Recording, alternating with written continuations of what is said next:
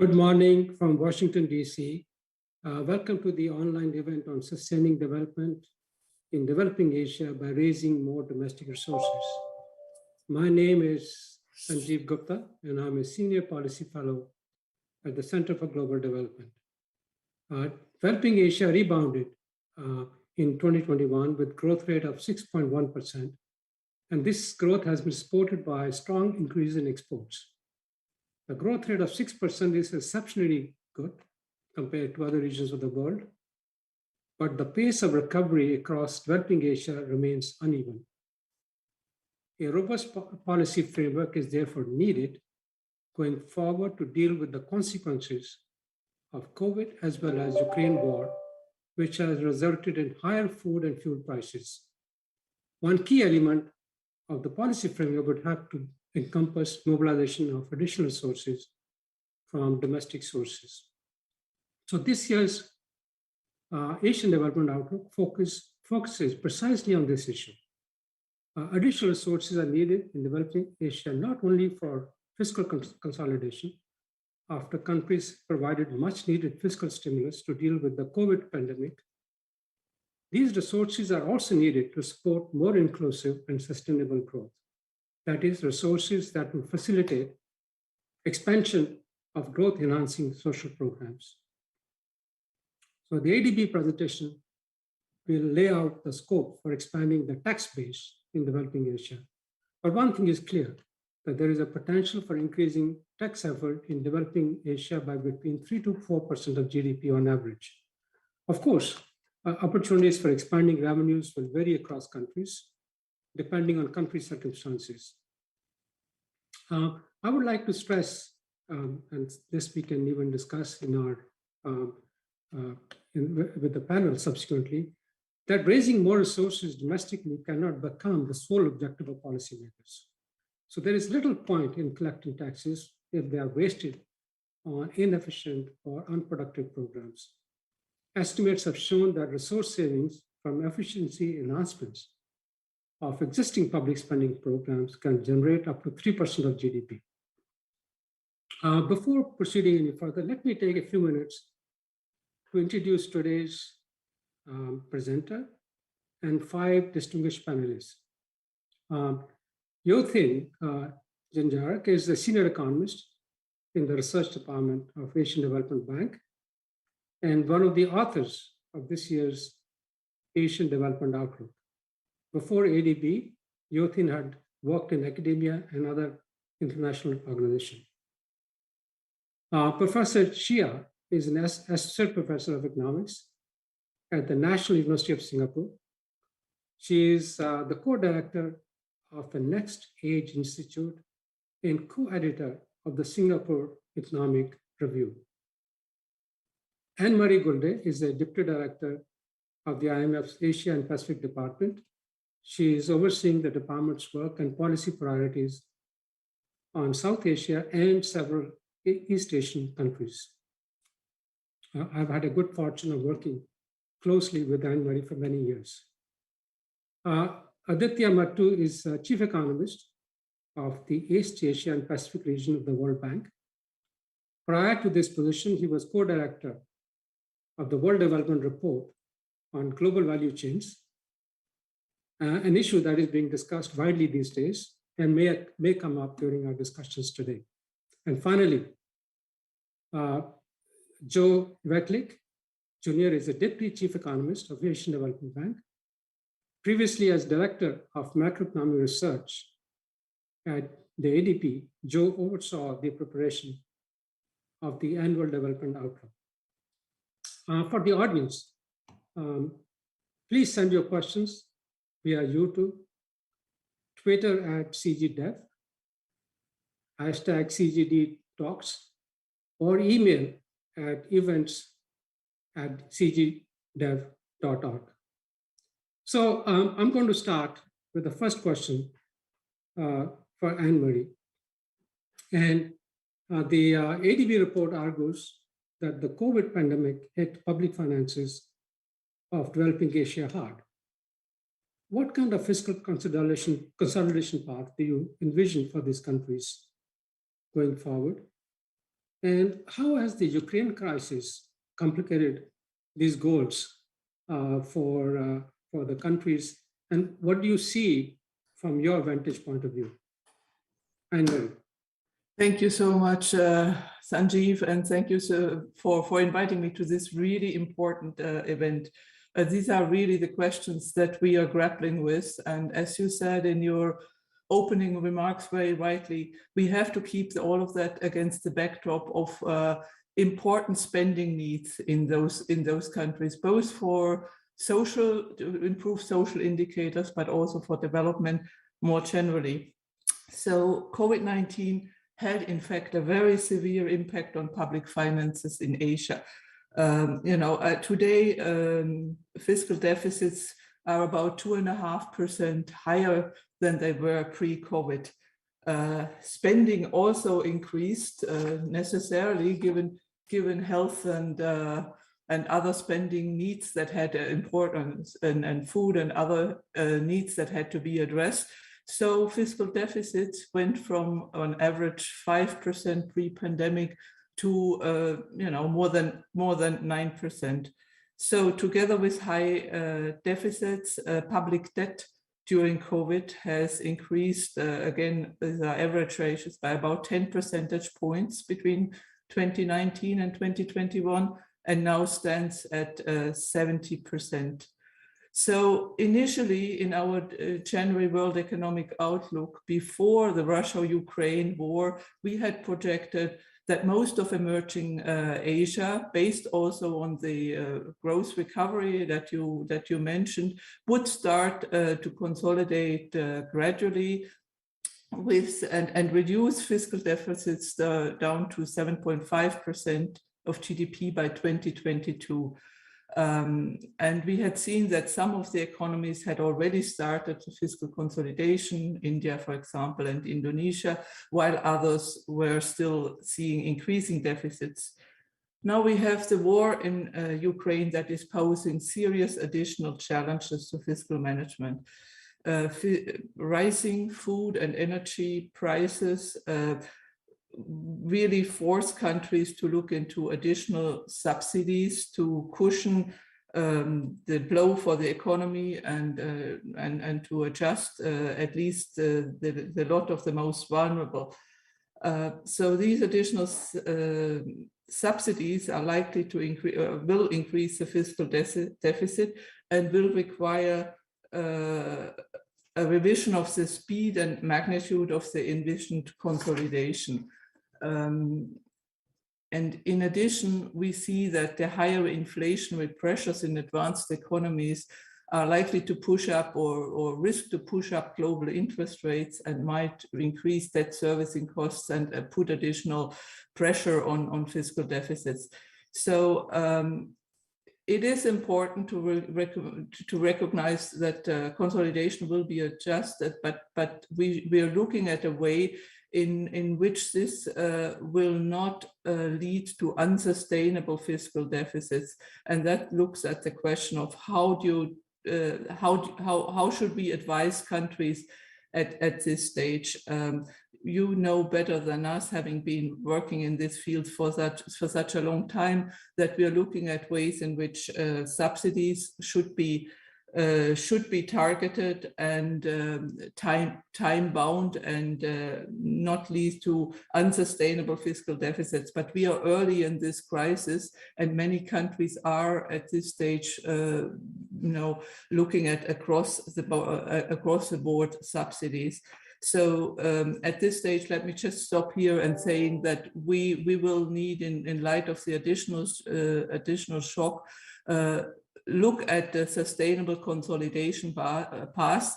It will have to be revenue-based, given the spending needs in the countries, but that there are many open questions given the most recent shock. Thank you. Thank you, Anne-Marie. Let me actually turn now to Jotin to make his short presentation on this year's report. Jotin. Thanks, Sanjeev. Wow.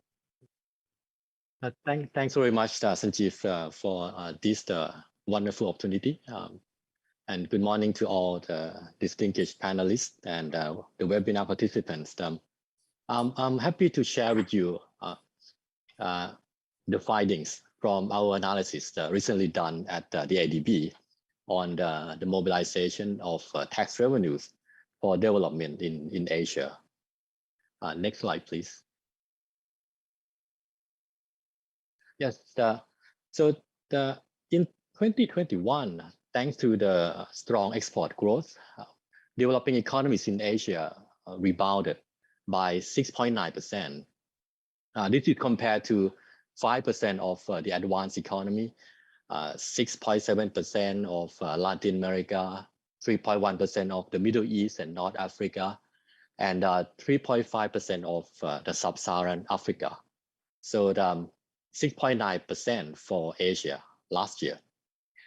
Now, moving forward, the support for development in the medium to long term would demand the mobilization of fiscal resources, especially taxes. And now for Asia, a large sum of annual spending is already needed for development, even before the pandemic. As an example, the public spending in education and health and social protection is lower in the developing economies of Asia than in the advanced economies. Like these two charts shows, the higher the tax revenue, the greater the spending on education and health, particularly within Asia. So clearly the improved efficiency of public spending can help free up the fiscal space. And the private finance has a critical role to play. Still, higher government spending will need to be supported by the mobilization of tax revenues. Next slide, please. Now, this chart shows before the pandemic, the region's tax revenue increased, but remained low, around 16% of GDP. That level was a little below Latin America and well below the OECD economies. Now, within the region, the tax revenues of the South and the Southeast Asia tend to be lower than others. In Asia, generally, for the developing economies, they tend to depend on consumption taxes, especially the value-added tax and corporate income taxes. Little revenue is generated from personal income and property taxes. And then COVID-19 crisis hit. Based on the data that we look at so far, tax revenue have declined across Asia, even more than expected from the previous episodes of economic slowdown. So in the coming years, it is likely that a careful fiscal consolidation, as Anne-Marie pointed out just now, will be needed in many economies. And where fiscal spending is already low, the tax policy has a role to play. Next, please. Thank you. So if we benchmark the country tax revenue with each economy structure and their economic activities, we find that there's a potential to increase the tax revenue by 3 to 4% of GDP in the region. Now, how best to mobilize taxes depends on economy-specific priorities. Consider the tax expenditures.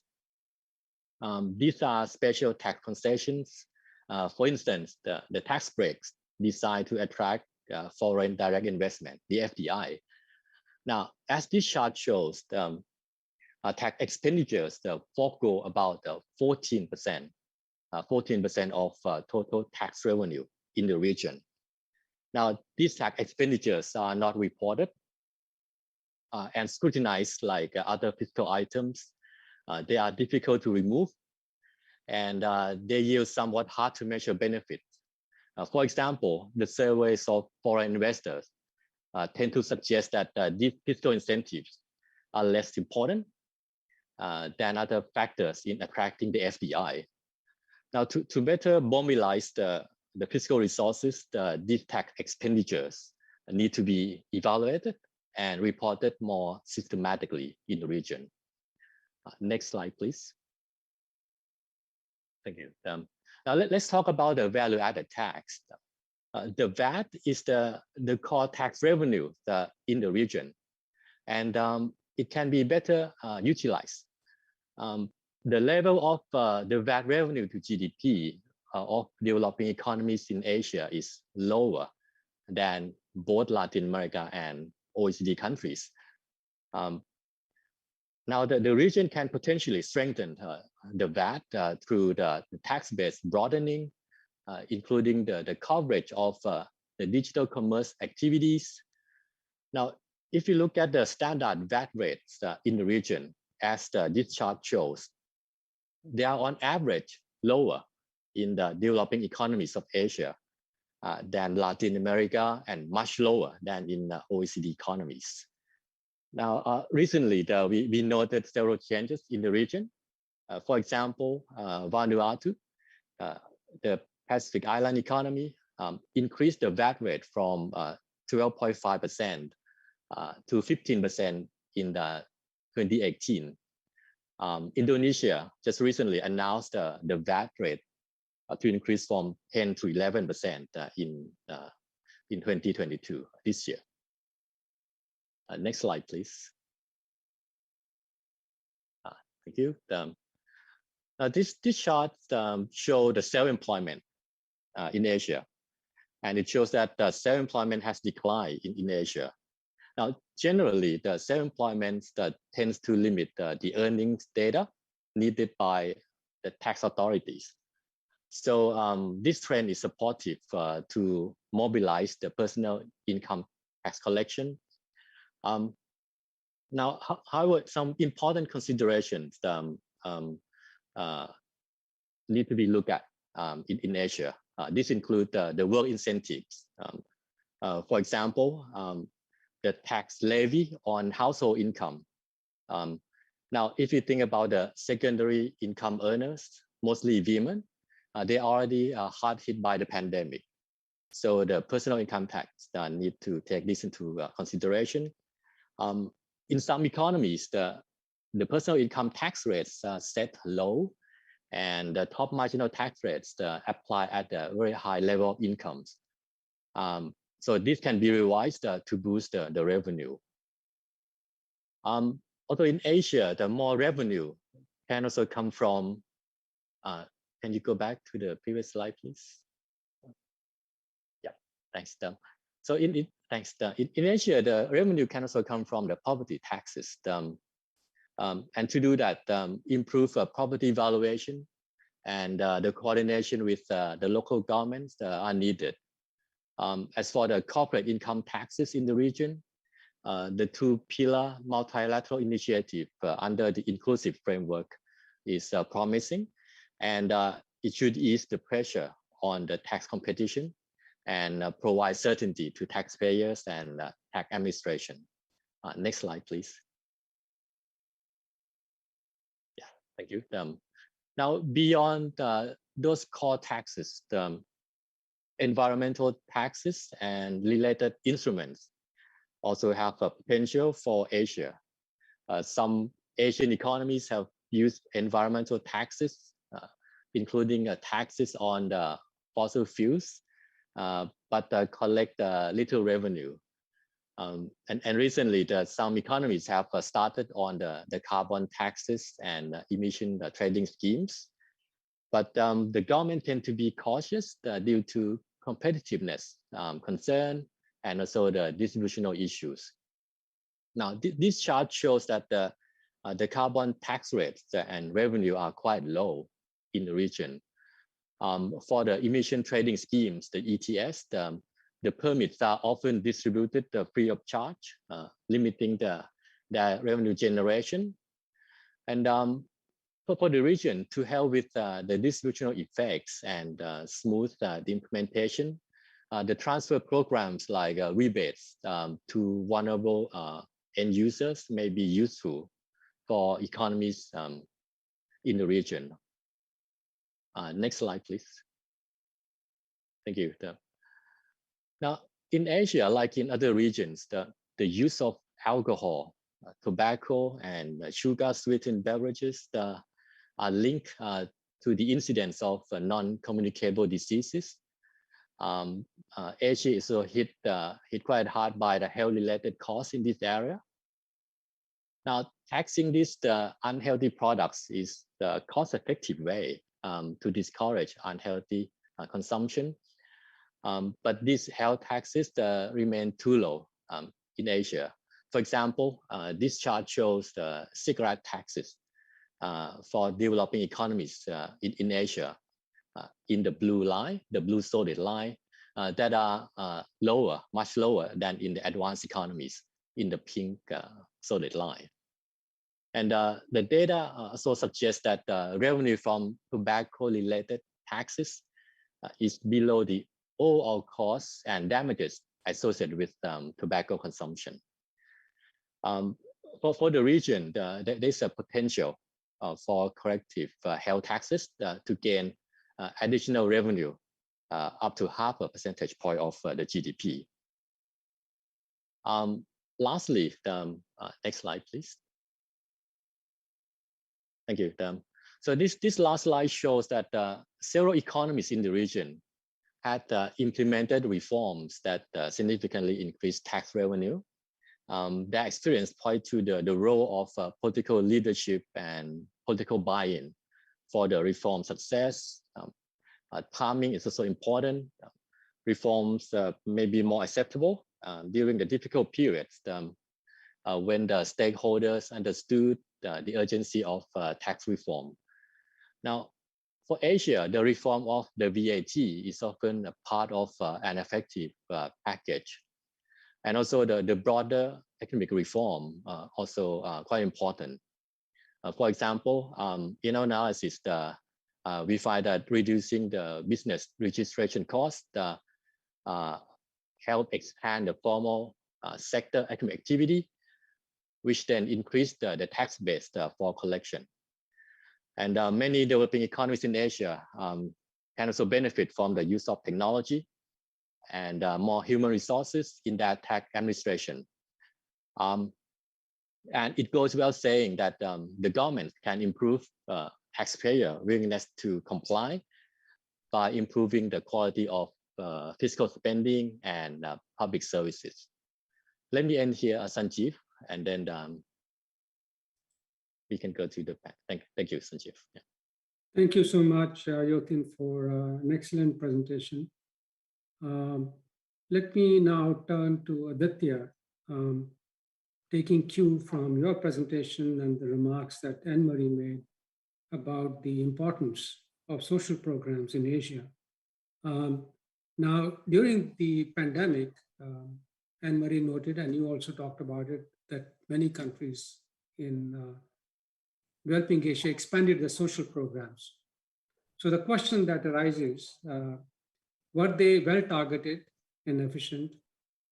And how could they be expanded in the future to meet a country distributed goals more effectively?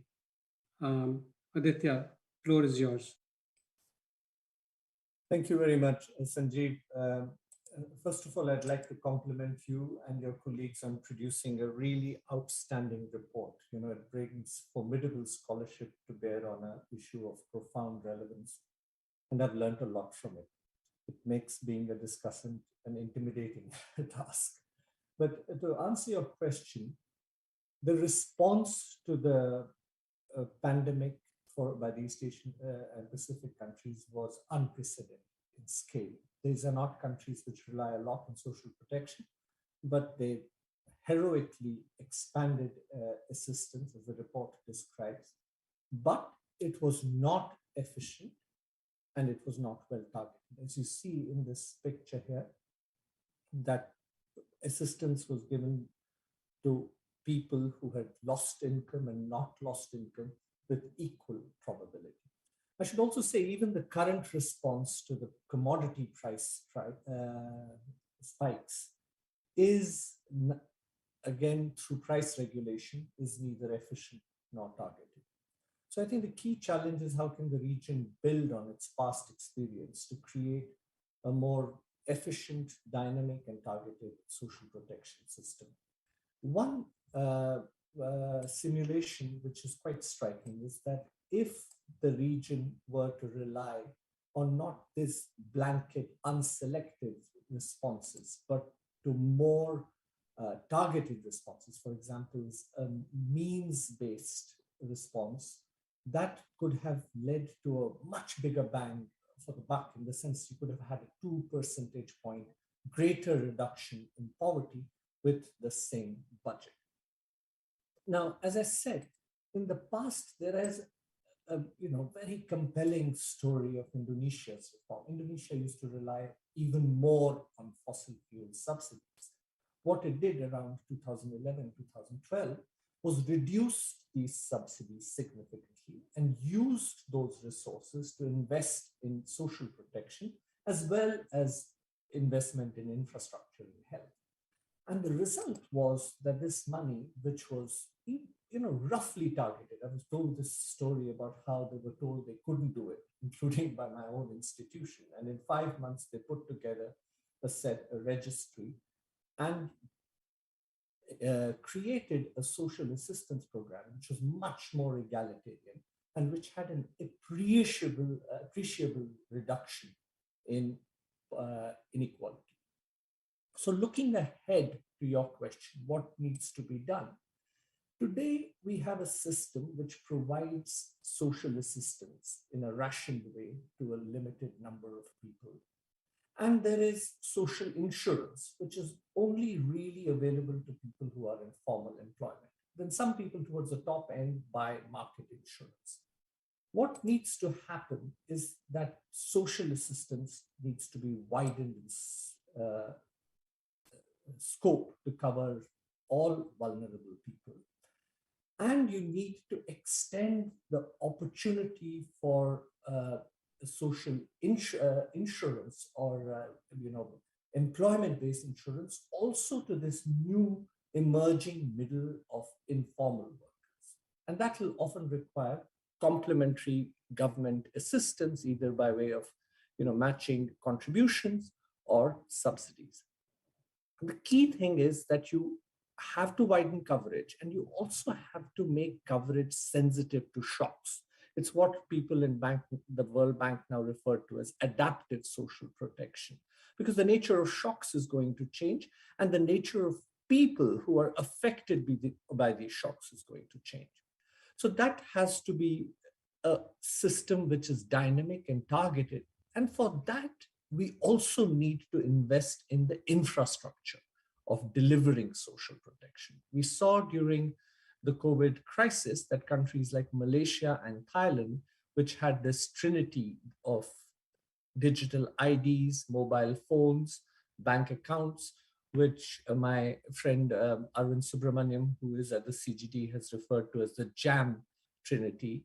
And also Alan Gelb at the CGD has described the importance of this infrastructure, that those who have it can respond in a timely, efficient way. Those who do not struggle. So that is what I think, Sanjeev, is the biggest priority going ahead. Thank you, Aditya, for a very interesting storyline that you put forward. It puts everything in a clear picture. Let me now turn to Ni Shun, and I'll turn to an issue which was raised by Yatharthan. The report argues that there is scope for raising additional revenue from taxation of fossil fuels, tobacco, and alcohol. Should these taxes be earmarked for health, given low level of health spending in developing Asia? Ni Shun.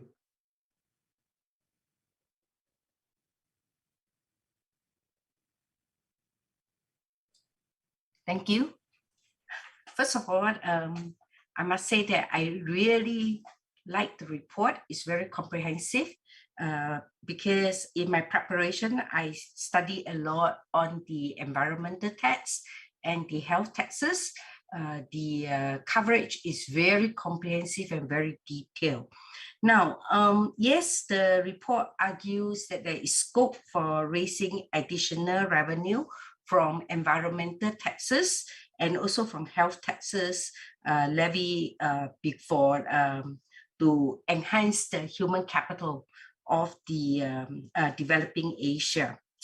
So from the public finance perspective, these taxes no doubt yield double dividends.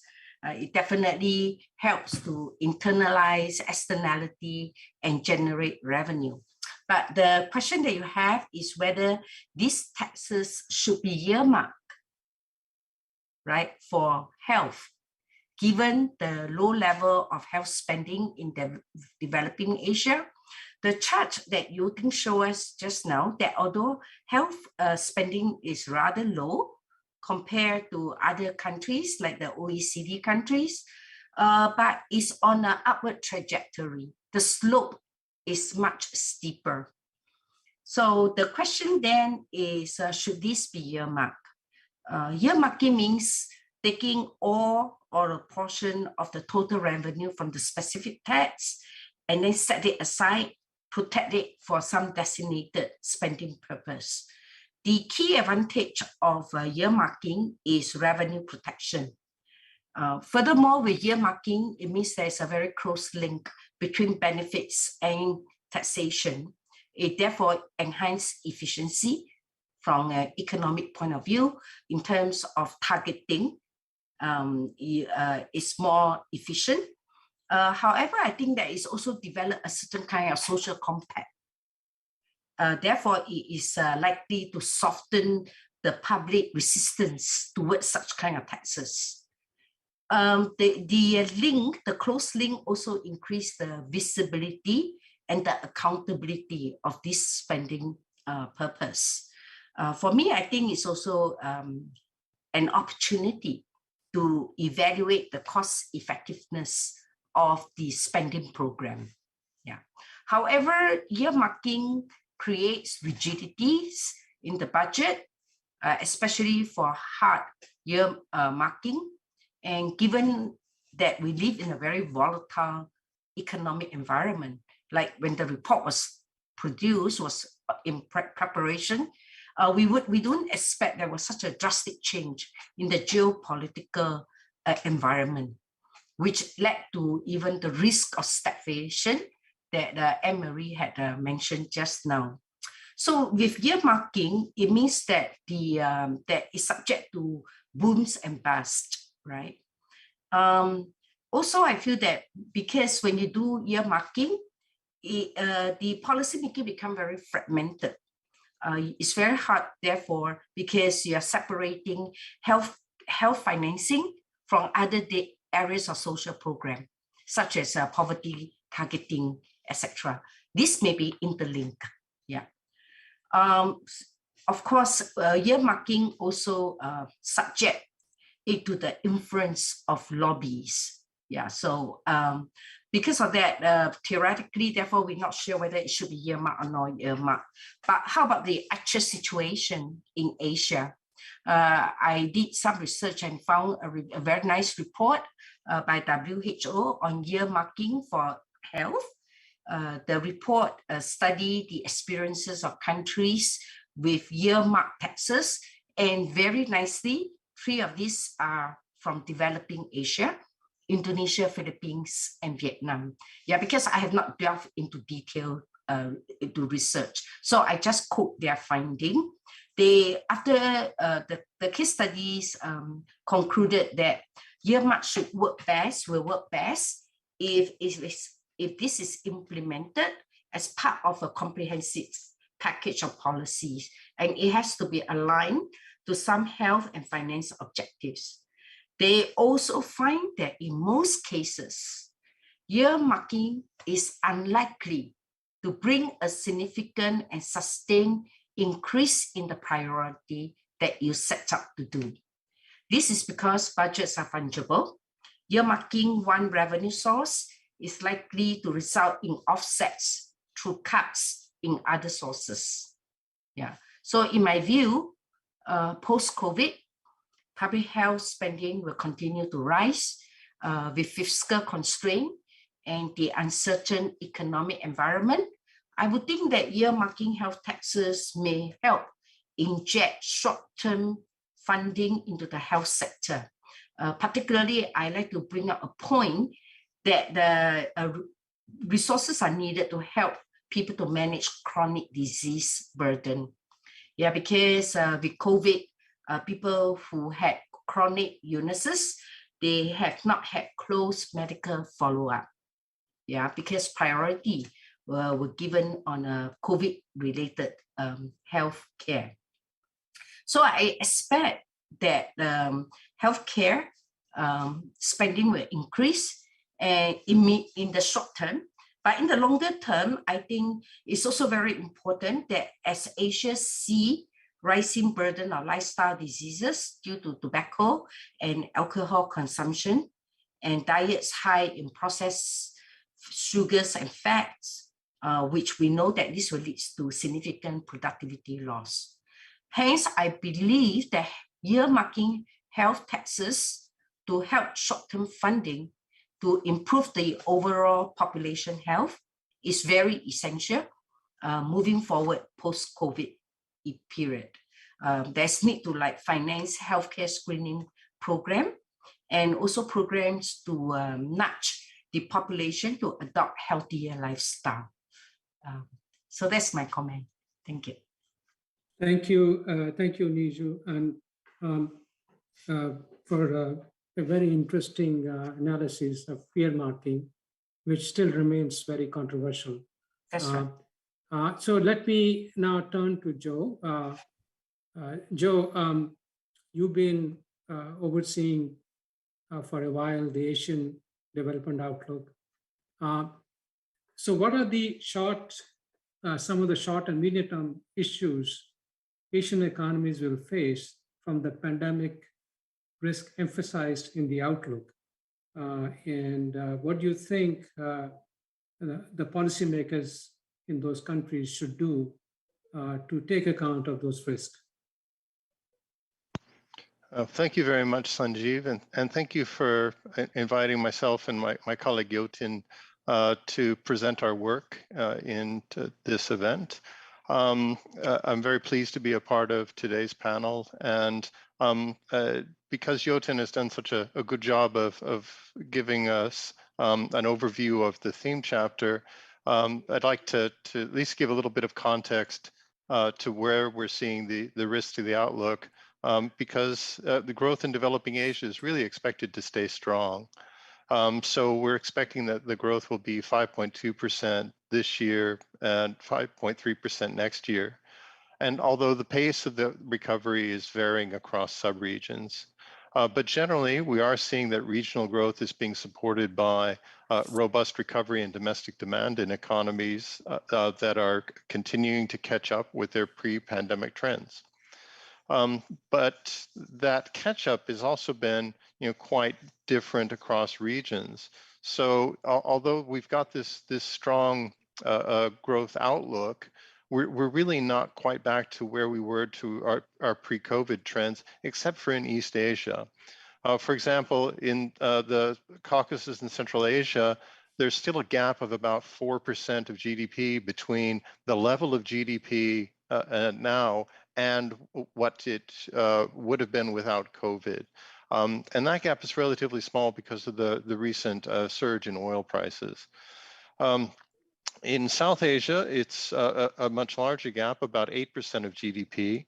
And that's largely driven, though, by the fact that India has been relatively strong in terms of its consumption of investment. The gap is even bigger in Southeast Asia, and largest of all in the Pacific, where that gap is 12%. So we're very far from catching up to the pre-COVID trends. So while the recovery has been continuing apace, growth is relatively good, there's still a long way to go. And the gap in the Pacific, of course, is going to be quite large until we can see tourism recovering. On the other hand, the inflation, which is really a big story globally, is not so much a story in Asia at this point. So inflation is picking up, but it's still expected to be moderate. We're forecasting inflation for the region as a whole to be about 3.7% this year and 3.1% next year. But really want to emphasize that monetary authorities need to stay on top of inflationary pressures to avoid getting behind the curve. And this is particularly true when we think about some of the main risks that we're seeing in the region. So if really if I look at the main kind of immediate risks, of course, it's the escalation of the Russia-Ukraine war, which would worsen the fallout in developing Asia. This would be particularly seen through even sharper increases in commodity prices, as well as heightened financial stability risks. Second would be if the persistently high inflation in the US might prompt the Fed to raise rates more severely than we're currently expecting. So this could trigger financial volatility, capital outflows, and currency depreciations in the region. Regional economies with heightened macroeconomic vulnerabilities could be significantly challenged by these negative spillovers. And this would be, for example, economies like Sri Lanka, which had already been feeling difficulties, is being hit first now by the higher oil prices, affecting its already quite low foreign exchange balances. And so if we're starting to see interest rates rising globally, this could affect these vulnerable economies. But we're not at this point expecting that, we've already built into our forecasts the fact that the Fed is tightening its monetary policy. So what we would need to see here is that the Fed would make a move that is even worse than expected for it to undermine our current forecasts. And finally, in terms of the immediate outlook, COVID-19 is really still a major threat. The appearance of more deadly virus variants and the current outbreaks in People's Republic of China could endanger the region's recovery. It's interesting to note that despite the spikes and China's zero COVID response policy, that the growth in China was quite strong last year. However, the outbreaks did tend to miss the production exporting areas of the country, whereas this latest outbreak seems to be affecting some of the major production areas. So this might have a stronger impact on China's growth, but that still remains to be seen. Now, if we're looking over the more medium term, it's the scarring from the pandemic, which remains to be a significant risk to longer term outlook. In our report, we do look at the large projected learning losses from extended school closures, which threaten to widen inequalities. And so the school closures themselves lead to a big reduction in future earning abilities of the students who have missed out on the learning. And we do see that there's distinct differences between the impact on the lowest earning quintile versus the highest earning quintile. About a 45% larger earning loss for that lower quintile. And a big difference between the impact between men and women, in part because the returns to girls' schooling is so much higher. When girls are missing out on schooling, it has a much bigger impact. And of course, as shown in the presentation that Jotin made, the region needs to mobilize the fiscal resources to support spending on health and education and other development areas. That education point becomes even more critical when we look at, consider it in the context of the learning losses. So thank you very much, Sanjay. Thank you, Joe, for very interesting analysis of downside risk facing Asia going forward. And I think it puts our discussion in proper perspective. Let me now go to the second set of questions. And I can start with Anne-Marie again. Based on the presentation that Jotin made, where he showed in his last slide that some countries implement tax reforms and what is the impact of those tax reforms. In your view, Anne-Marie, what is needed for a country to promote tax reforms in a country? Is it political leadership? Is it institutional framework? What is it that leads to tax reforms? Anne-Marie. Thank you, Sanjeev. Let me start by acknowledging that tax reform is almost always politically and technically challenging. But we are also in the lucky position that at the IMF, we have a lot of cross-country experience on what the principles were for countries that were successful. So based on these experiences and echoing some of the issues that Jotin has mentioned, let me just bring out what we see as the most important elements here. I think the most important thing is really political economy considerations. Tax reforms necessitate political consensus and support from all key stakeholders and strong leadership. Timing may also be important, as periods of important political transitions often are an opportunity to address such difficult decisions. And then, very important as well, you need to know where you want to go. So there has to be a strategic plan, a medium-term revenue strategy, for example, with very clear objectives and a set of feasible policies that have been discussed and that have already garnered some political support. And to do that, communication strategy, often an element that is not on policymakers' mind, is very important. You need to get the buy-in. And then let me go to a second point. I mean, the strategy needs to be designed around specific measures that it proposes. It's very different to implement, for example, measures that broaden the tax base or reduce exemptions, increase tax rates. There are different stakeholders in these things. So it's important to know which way you are going. And it is important to be open to changes and to see new areas where revenues could be collected. And again, the presentation made that very clear, that digitalization, for example, environmental taxes are opportunities and need to be studied.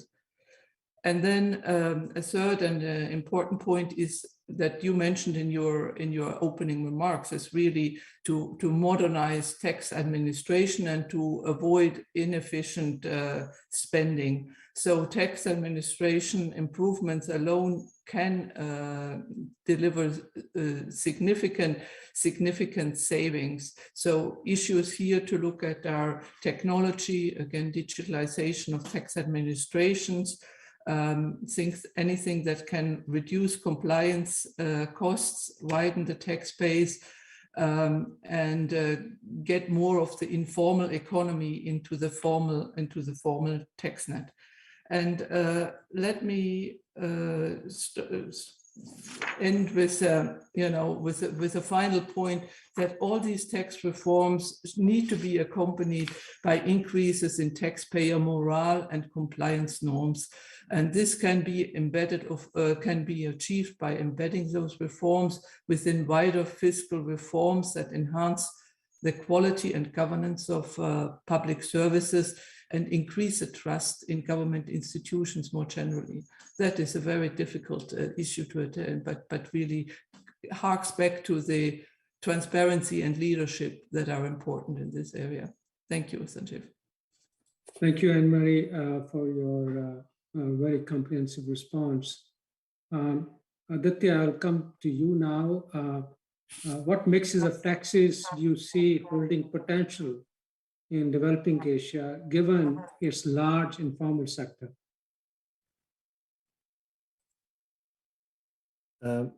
Thank you, Sanjeev. You know, this is a challenging question to which, I can't provide a comprehensive reform answer. Sorry, I just meant that, I think from both the efficiency and equity perspective, we really need to take a more integrated view of tax reform across different types of taxes, but also tax and expenditure reform, which both Sanjeev, you and Anne-Marie have referred to. And if I have one slight criticism against this exceptional and excellent report, is that it takes a somewhat compartmentalized approach to taxes. And it's what World Bank reports do, so you end up with a large catalog of things that need to be done. And I think that is a slight problem from both the welfare and the political perspective, in a way that I think you implied at the beginning. So I'd like to present 3 pieces of evidence. You can see my slides. So the first is, this is important work by my colleagues Andrew Mason and Matt Waipoe, which shows that direct taxes and transfers have had little redistributive impact in East Asia and Pacific countries. On the horizontal axis, you have market income inequality, and vertical axis, you have disposable post-tax income inequality. And you see these red dots hugging the 45-degree line. And what that shows is that these direct taxes and transfers really don't do much to affect the distribution of income. That's point 1. Point 2. Now, informality can actually make consumption taxes less regressive. It's something that you referred to, and it's work by Pierre Bachas in the report, because of the simple intuitive reason that this informality angle curve shows that the poor spend a much larger part of their budget on informal transactions, which to some, and sometimes significant extent, avoid indirect taxes. And that also means that if, for example, you take this picture and just focus on the green and red line for a moment, that if you had a system where no products were exempt, but only the formal sector was taxed de facto, you would end up with a much less burden of taxation on the poor deciles than if you extended taxation to the informal sector, one of the recommendations of this report, but accompanied it by certain exemptions for certain categories of food, which is a typical intermediate step in tax reform. So we need to recognize that, yes, consumption taxes are regressive, but the de facto differences in coverage may make them less so. Third piece of evidence, that globalization is really making it hard to tax the winners from globalization.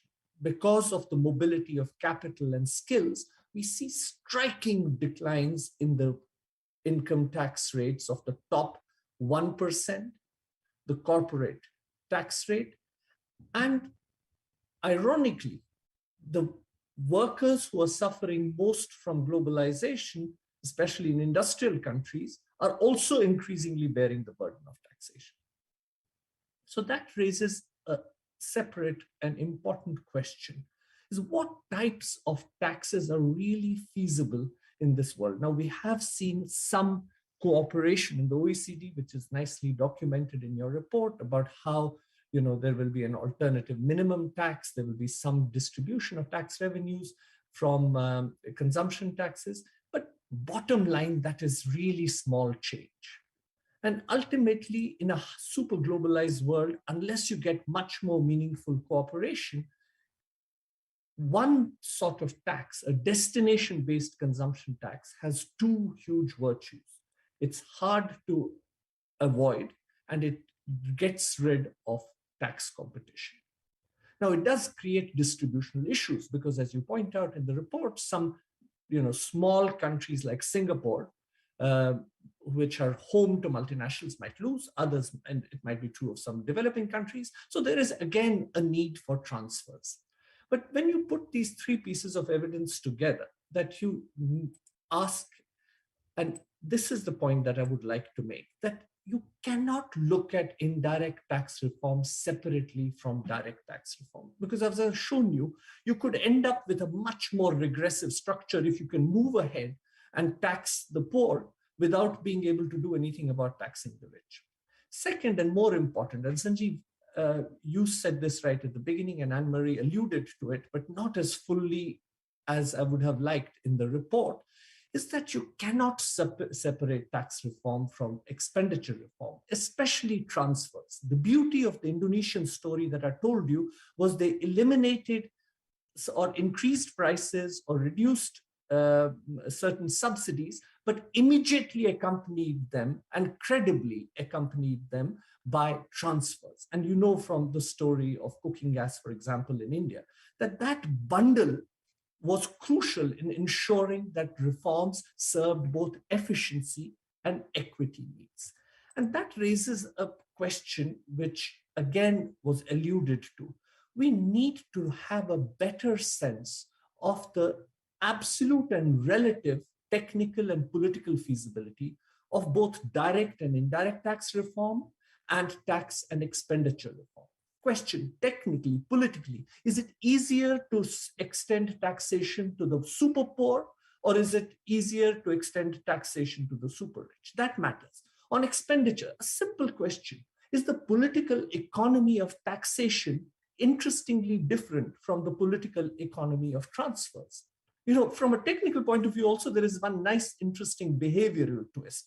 It might be that you have to have precision in what you tax, but you can be roughly right in the transfers, which is the Indonesia story I referred to as well. Because perhaps when you give people money, they are less sensitive to slight inaccuracies than when you take it away from them. So what happens if there are big asymmetries in your ability to do that? And that, I think, is crucial also, that to advance the reform agenda, I think we have compelling evidence that you need to link tax and expenditure reform.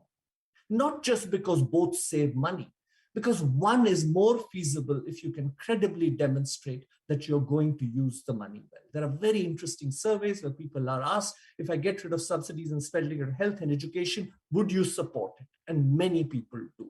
And that also then means that you do need the kind of technical assistance that an institution like the fund and ADB is able to provide, but also effective communication, which clarifies these overall pattern of reform. And plus, if we are also going to have more progressive direct taxation, much more meaningful international cooperation. Thank you. you. Thank you so much for a very interesting point of linking tax reform with expenditure reforms. Also because it can improve, if you reform expenditures, it may improve tax compliance. And so that's another issue which is worth looking at. So let me now turn to Nishun. So an issue which we haven't discussed so far, but I'm asking this question from Nishu because she has worked on these issues.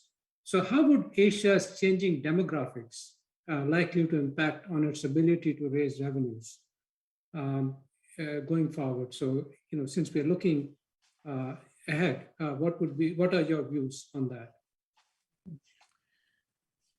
Thank you so much, Sanjay. And thank you, Atidia, for answering the question ahead of me, because you have a lot of my answers are in your answers. And a lot of my questions are also in your questions. Thank you. Yeah, this indeed is a very important question about changing demography.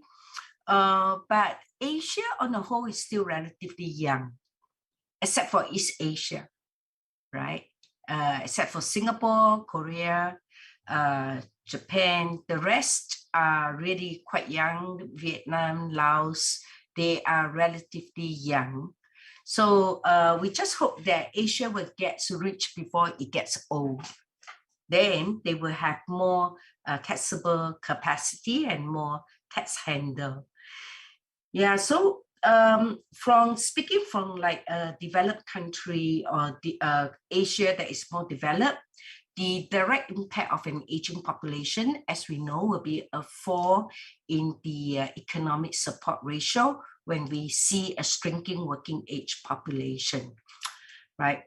For Asia, my thinking is that what is the size of the employment in the formal and informal sector? Yoting showed us the graph to show that self-employment is becoming less prevalent. Yeah. Do I assume that the employment in the formal sector would have gone up? So if the employment in the formal sector has gone up, then with aging, direct impact will be the tax base will be eroded because moving forward, the number of people active in the formal labor market will fall. So the extent of the impact of aging in Asia depends on many factors. So it depends on how monetized the informal sector is. Yeah, I think that is a very important question about the size of the formal and informal sector. Yeah. Well, with a drop in the tax revenue collected because of the shrinking tax base, there's always a temptation to raise rates, right? And already personal income tax is not a major source of revenue. Yeah, I'm actually thinking also that the changing demographic for some of these Asian countries that have been very much hit by COVID, we will see the long-term consequence of what we see today, right? We talk about school children, school closure, and we are losing a generation of people in terms of their contribution to the labor market. Yeah, so moving forward, this youth will become young adult, and therefore their the school closure, the lack of human schooling, education, will it impact their labor market outcome? If it does impact the labor outcome, then it will definitely affect the ability to raise revenue from personal income taxes. That's my thinking.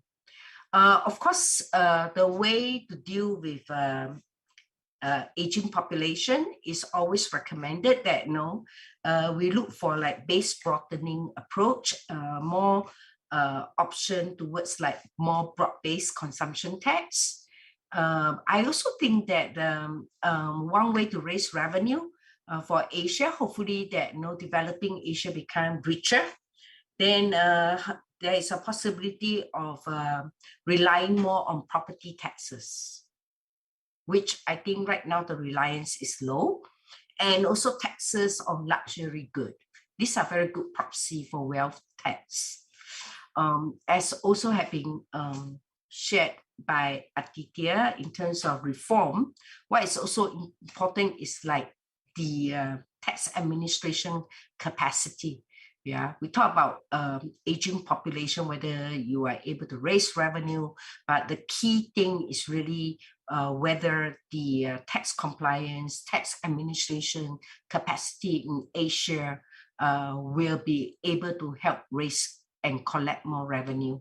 So there's a need for more like information technology, improving in organization capacity and governance. And I think it's also very important to curtail corruption. Yeah.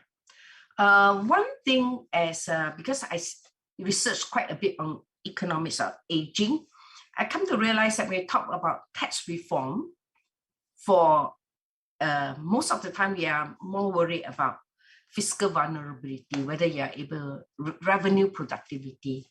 But I think that for an aging society, tax design or revenue design should be age resilience. That is, it's not going to be dependent on so much on aging population. Despite aging population, you're still able to draw revenues such as consumption-based taxes or property taxes. And also reform should also ensure intergenerational equity. Yeah, once we talk about aging, we have to be mindful of intergenerational equity. I also thought that when your question is about revenue, we shouldn't be just focusing on tax revenue. How about other non-tax sources? And how about even think of borrowing as a way to finance an aging population? I like to draw an example from Singapore. Yeah, because Singapore, our tax revenue is rather low, about 14% of GDP. The expenditure is financed also for non-tax revenue, and also from returns investment returns from past reserves. Despite all this, I think Singapore is already an aged society. We have about it's about 17% of the population are 65 and above. So last year, Singapore introduced a new initiative called the, in short, it's called SINGA, stand for Significant Infrastructure Government Loan Act. So this act paved the way for Singapore government to pay for significant infrastructure through borrowing, something that has not been done since 1990s.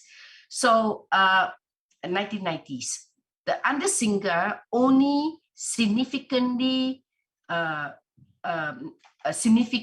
infrastructure can be funded through borrowing. So this will include things like major highway structure to supply, recover, and treat water, because water is a very important issue in land-scarce Singapore.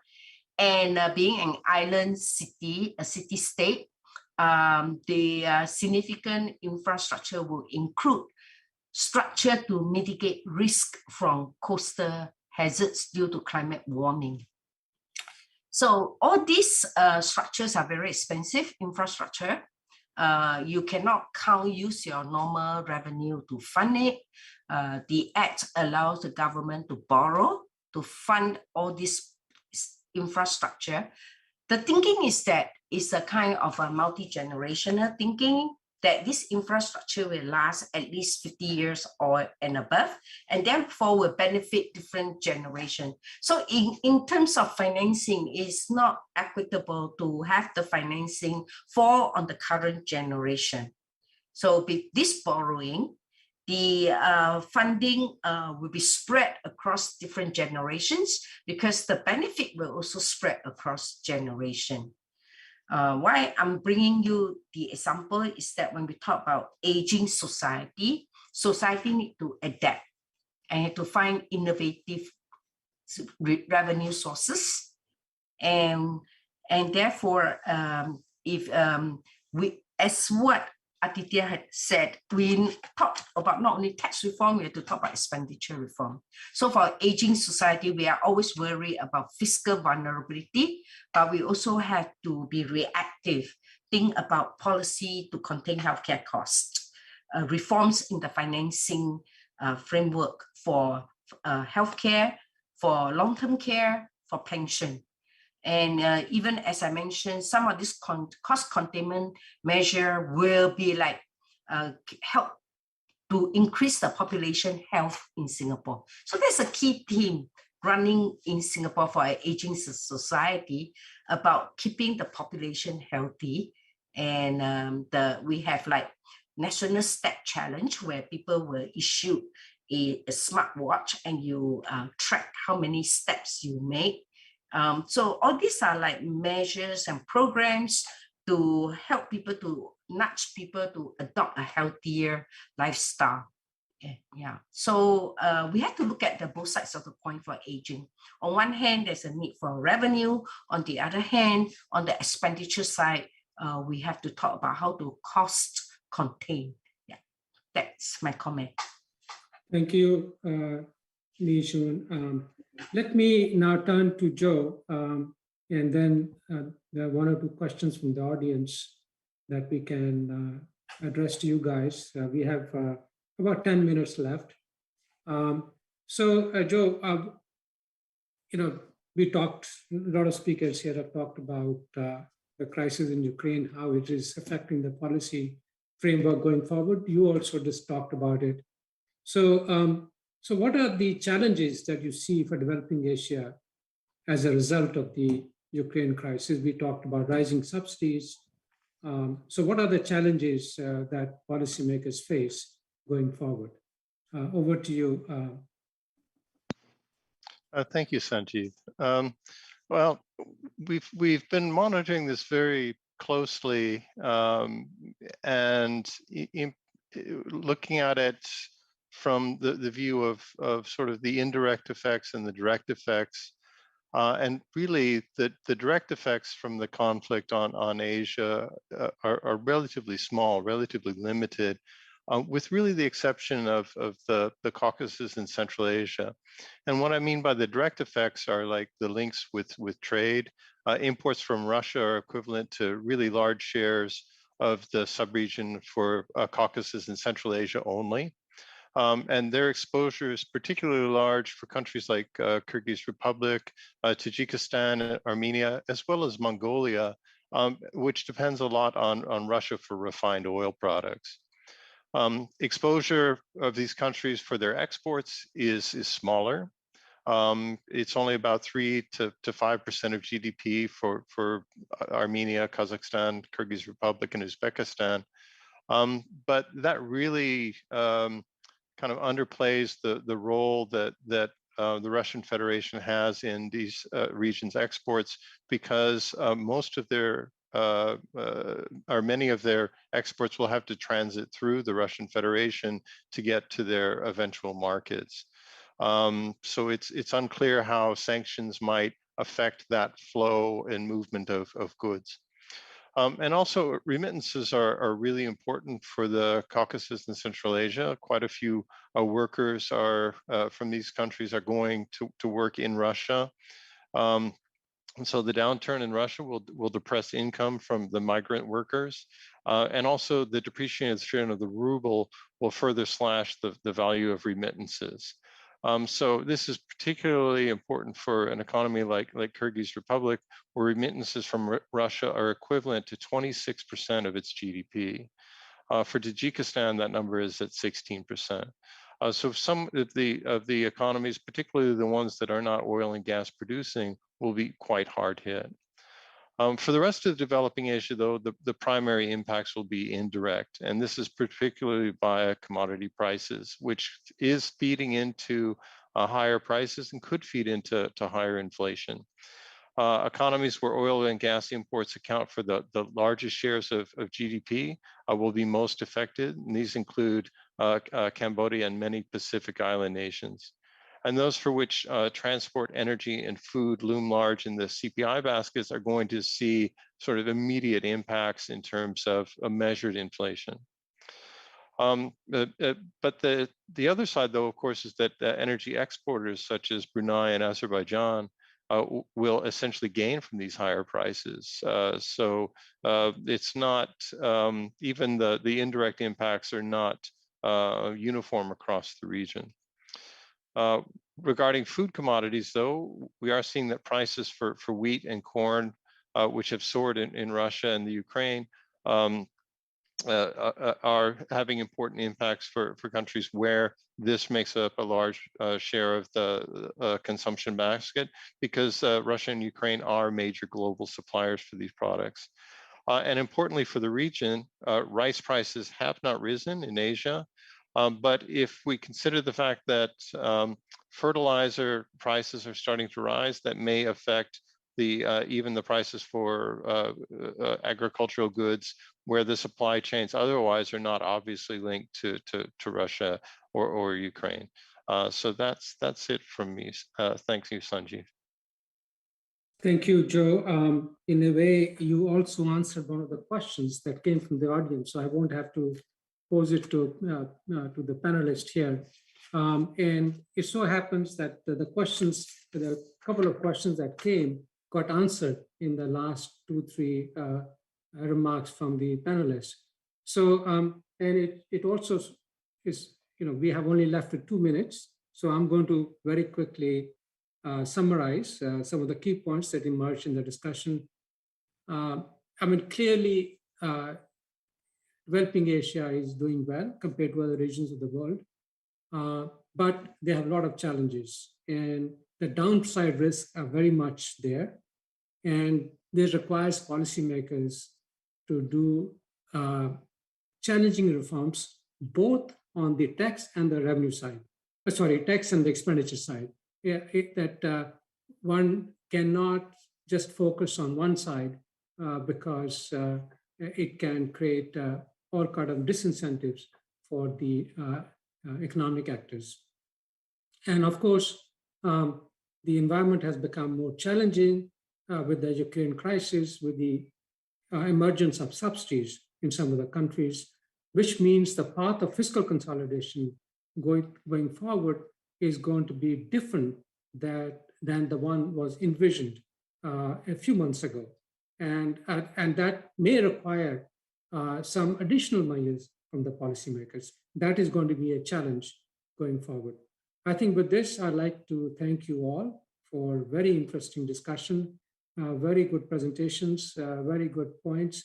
And I think the only thing I can say is that I learned a lot by listening to all your remarks. And with this, I'd like to give everybody, all the panelists, a round of applause for excellent remarks. Thank you so much.